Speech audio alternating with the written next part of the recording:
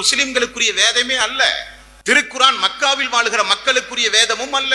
திருக்குரான் அரபி மொழி பேசக்கூடிய மக்களுக்குரிய வேதமும் அல்ல. திருக்குரான் மனிதர்களுக்குரிய வேதம். ஒரு 10,000 ரூபாய் கொடுத்து ஒரு மொபைல் போனை, கையடக்க தொலைபேசி வாங்குகிறீர்கள்.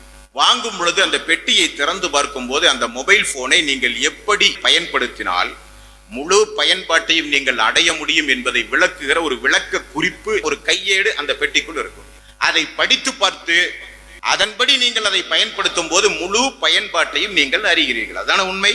சாதாரண உயிரற்ற ஒரு பொருளை கண்டுபிடித்த ஒரு மனிதன் எப்படி அதை இயக்க வேண்டும் என்கிற வழிகாட்டி புத்தகத்தை கொடுத்து மனித சமுதாயத்திற்கு அறிமுகம் செய்யும் போது, அப்ப மனிதனை படைத்த இறைவன் என்ன செய்கிறான்? மனிதர்களுக்கு ஒரு வழிகாட்டி நூலை கொடுக்கிறான். அதுதான் வேதம் என்பது. மூசாவுக்கும் ஈசாவுக்கும் தாவூதுக்கும் இறைவன் வழங்கிய வேதம் அந்த வரிசையில் உள்ளதுதான். அதன்படி திருக்குரான் இறுதி தூதர் நபிகள் நாயகம் ஸல்லல்லாஹு அலைஹி வஸல்லம் அவர்களுக்கு அருளப்பட்டது.